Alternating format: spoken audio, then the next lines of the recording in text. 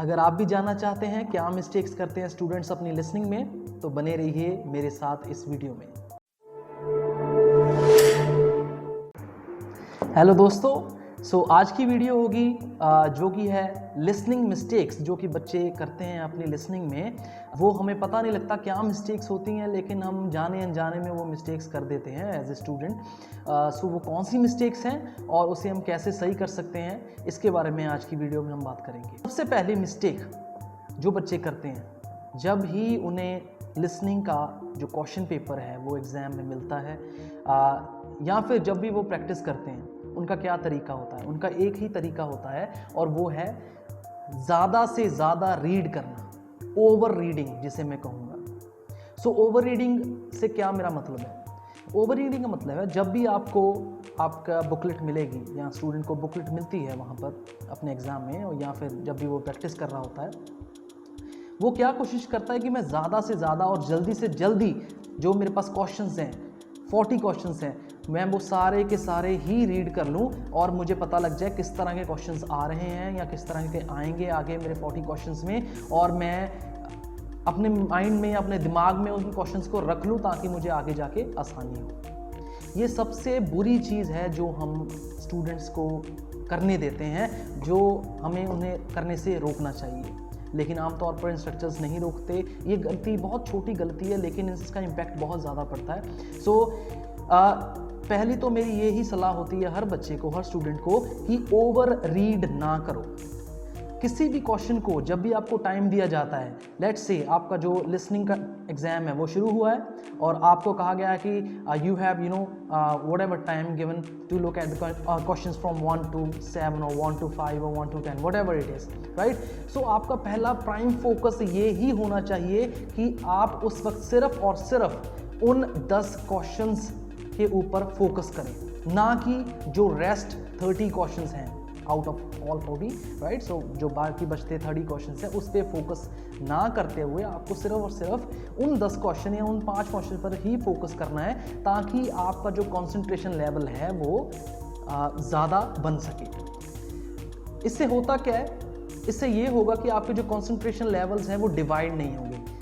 इससे उलट जब हम बात करते हैं, इससे उल्टा क्या करते हैं बच्चे, सारा पढ़ लेते हैं और उनके माइंड में प्रेशर डेवलप होना शुरू हो जाता है। आमतौर पर क्या होता है, किसी बच्चे को फॉर एन एग्जांपल कि मल्टीपल चॉइस अच्छे नहीं लगते और उसने सारा ही अपना जो बुकलेट है देख ली, उसमें पता लगा उसे कि 10 मल्टीपल चॉइस क्वेश्चंस हैं।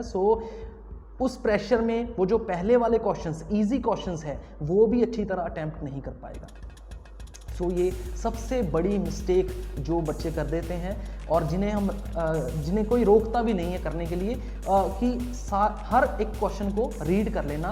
उन 30 सेकंड्स या फिर टाइम जितना भी दिया होता है आपको पहले, उस टाइम में आप सारा का सारा वो क्वेश्चंस रीड करने लग जाते हैं। That is not a good thing to do. आपको क्या करना है, सिर्फ और सिर्फ जो टाइम आपको दिया गया है जिन क्वेश्चंस के लिए भी, उस पर ही फोकस आपको करना है, right. This is the first mistake, and आपको साथ ही मैंने इसका सोल्यूशन भी बता दिया आप क्या कर सकते हैं। बहुत सारी उत्सुकता होती है, एक्साइटमेंट बहुत होती है कि मैं जल्दी से जल्दी देख लूं कि क्या मेरे एग्ज़ाम में मुझे आएगा या आ रहा है आगे, और 40 क्वेश्चन में किस तरह के क्वेश्चंस हैं। बुरी बात नहीं है, लेकिन it will slightly affect you in A negative manner. I always tell my students not to do this, and अगर आप भी ये गलती कर रहे हैं, प्लीज़ इसे ना कीजिए, right? Coming on to the second one, that is not using the time properly.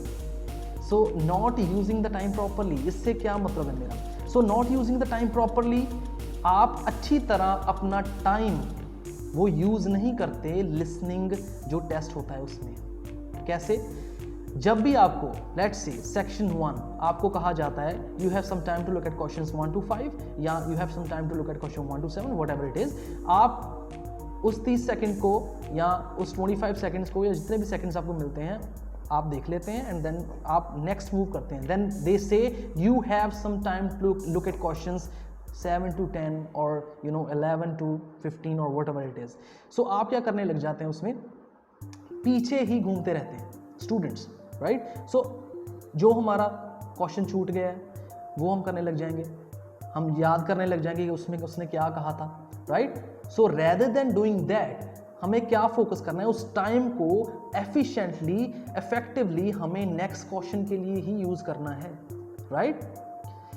जब भी एक सेक्शन खत्म होता है, आमतौर पे ये देखा गया है कि जब भी एक सेक्शन खत्म होता है, ये हर लिसनिंग में होता है, आपको कुछ टाइम दिया जाता है.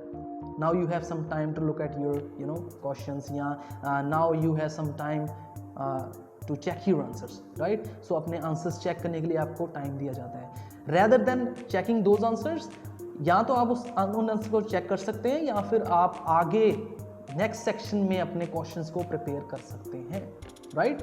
बट ये एक प्लानिंग के साथ ही हो सकता है.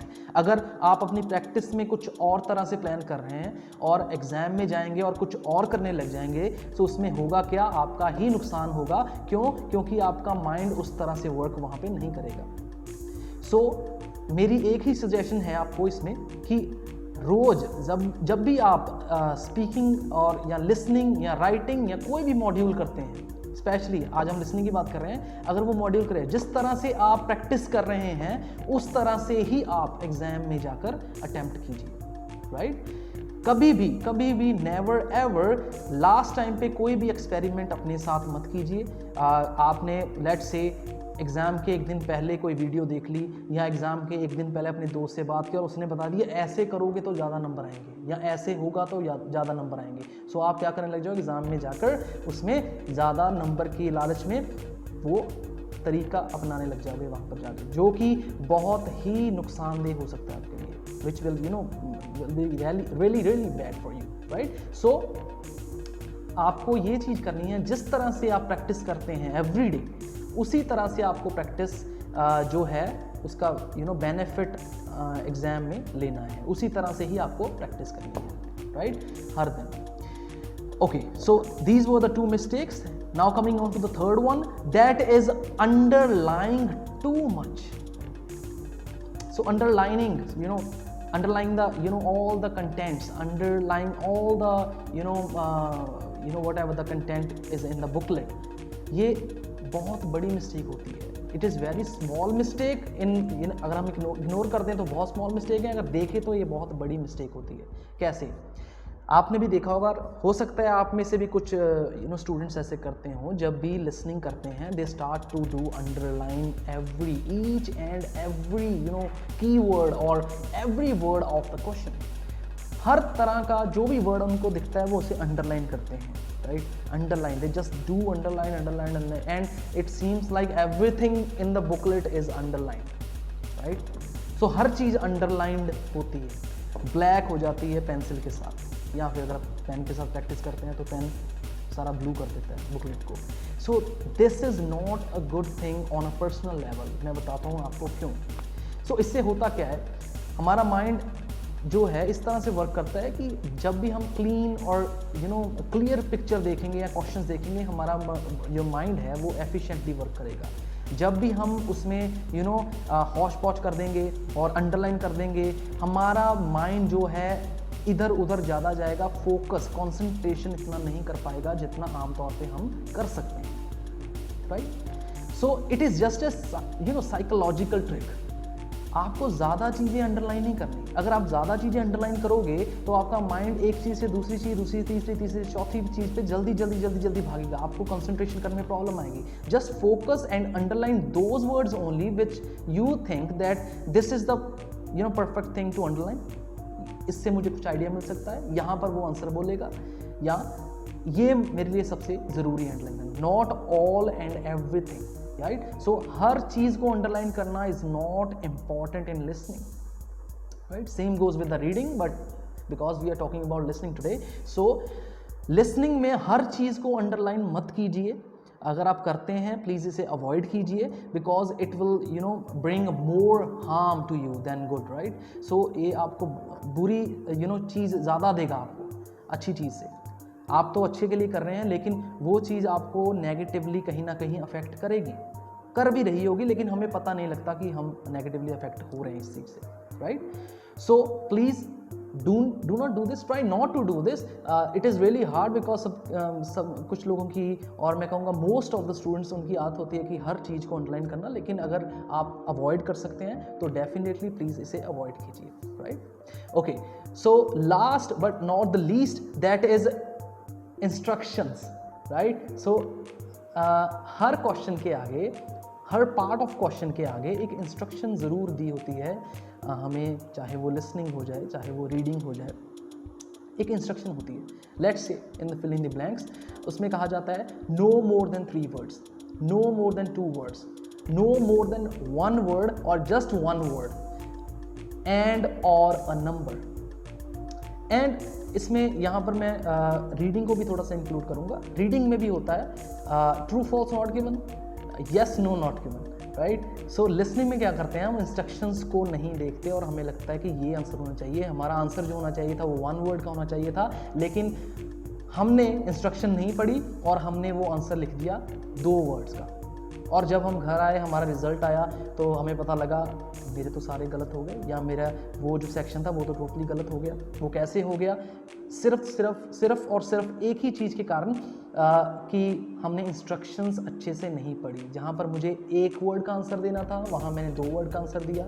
जहाँ मुझे 2 वर्ड का आंसर मेरा हो सकता था, वहाँ मैंने 3 वर्ड का आंसर दिया, राइट. सो एंड रीडिंग में भी yes no not given, true false not given में सबसे ज़्यादा गलतियाँ स्टूडेंट्स करते हैं.